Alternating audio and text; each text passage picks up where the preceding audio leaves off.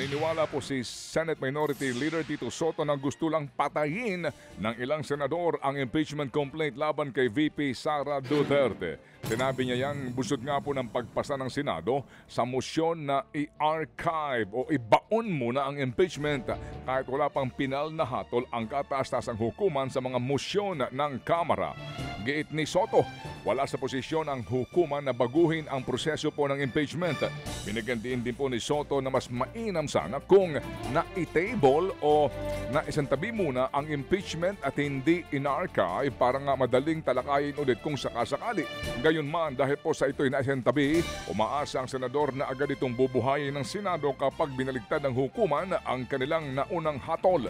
Wala na raw kasing magiging dahilan pa ang ibang senador na pigilan ang paglilitis. Pag nag-reverse ang Supreme Court, wala na silang magiging dahilan para sabihin na dapat i-dismiss. Dapat i-take up. Doon i-dismiss sa impeachment. Pakinggan natin ng prosecution, pakinggan natin ng defense. Yan po ang tinig ni Senate Minority Leader Tito Soto. Sa kaugnay na balita, naniniwala pa rin po si House Speaker Martin Romualdez na minadali ang paglibing sa impeachment ni VP Sara Duterte.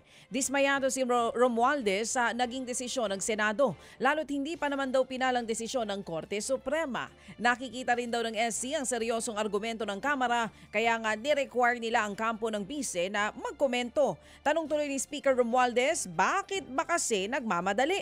Ginamit daw ng Kamara ang kanilang kapangyarihan ng naaayon sa batas. Hindi raw para umatake kundi para humingi ng sagot at ipaliwanag na kailanman hindi ibinigay ni VP Sara. Bagay na sinigundahan din mismo ng prosecution.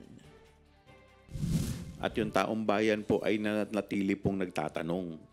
At tinatanong po ng taong bayan kung nasaan po napunta yung mahigit kalahating bilyong piso na nawawala po. Hindi po ito mariresolba sa pamamagitan po ng pag-atake sa aming House Speaker dahil ang issue po dito ay accountability. Ngayon, ang tanong ko po, ano po ba ang iniiwasan at pinoprotektahan nila? Yan nga po ang tinig ni House Prosecutor Joel Chua. Samantala po naman, nangihinayang daw si VP Sara na hindi natuloy ang impeachment case laban sa kanya. Sinabi yan ng Vice Presidente habang siya'y abala sa ilang pong aktibidad sa Davao City kahapon. Kabilang dyan ang pagdalo niya sa isang Thanksgiving Mass at salo-salo kasama ang kanyang mga supporters at legal team. Dito nga po sinabi po ng Vice na dapat daw ay igalang ang naging hatol ng Senado. Gayunman, gusto pa rin daw linisin ni VP Sara ang kanyang pangalan pero hindi na raw po sa panahong ito. I wanted a bloodbath, meaning I wanted all the pieces of evidence from the prosecution and all the pieces of evidence from the defense presented for everyone. But unfortunately, wala na siya. So possibly, wala takibalo, 2026, 2027, 2028 na ay mga mag-file na po og impeachment. That will be another opportunity to answer. Yan po ang tinig ni Vice President Sara Duterte. Sa iba pang mga balita, pinapadisqualify naman si ICC Chief Prosecutor Karim Khan sa kasong Crimes Against Humanity ng dating Pangulong Rodrigo Duterte. Mismong kampo ng dating Pangulong naghain ng petisyon sa ICC.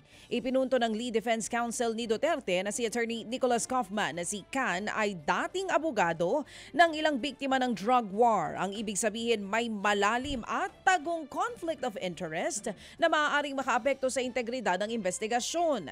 Ang masaklap pa, hindi ito isinapubliko agad ni Khan. Kaya ang tanong ng kampo ni Duterte, paano magkakaroon ng patas sa hustisya kung ang mismong taga-usig ay may itinatagong bias? Nagsalita na po si Pangulo Marcos Jr. kaugnay pa rin po ng sinasabing assassination plot laban sa kanya.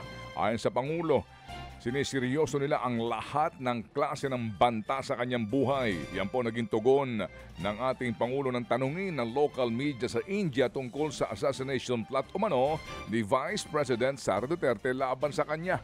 Magugunitang pinagbantaan ni VP Sara at pinagmumura sila Pangulong Marcos Jr.